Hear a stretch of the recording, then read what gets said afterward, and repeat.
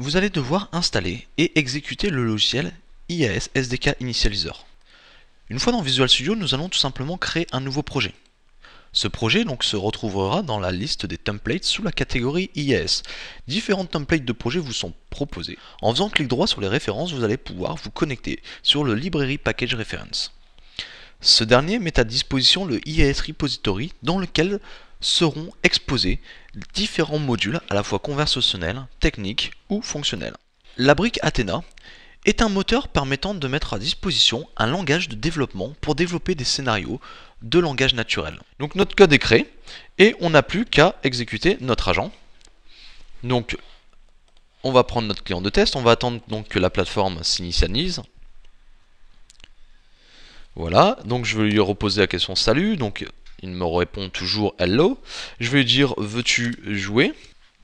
Alors comme on le voit, j'ai fait une petite faute d'orthographe expressément, étant donné que certains utilisateurs, bien sûr, les fautes de frappe sont assez fréquentes.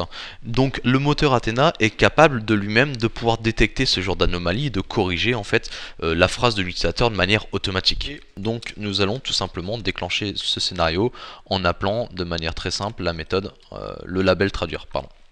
Donc ici je peux démarrer mon agent.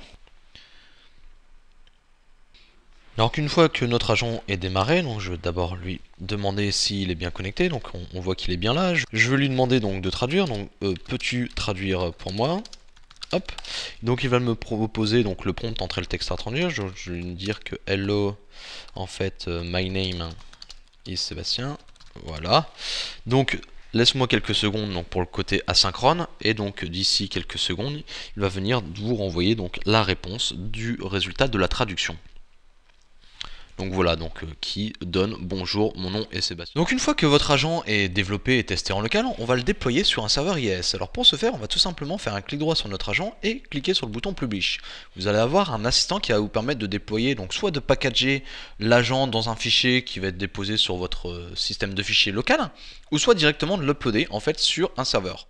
Donc avec mon nom d'utilisateur, je vais pouvoir en fait venir récupérer dans mon instance Wigwam notre agent en fait démo 1 qui a été uploadé ici, pouvoir le démarrer directement depuis l'interface d'administration, et on retrouve donc bien ici dans l'explorateur de fichiers l'ensemble de nos scénarios avec le jeu du plus ou moins qui contient donc notre jeu que nous avons développé, ainsi que notre fichier de démo qui contient notamment, si je remonte ici, notre scénario propre à la traduction. Peux-tu traduire en japonais?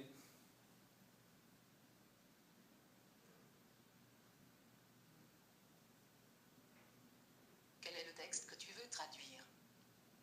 Je voudrais acheter une bouteille d'eau.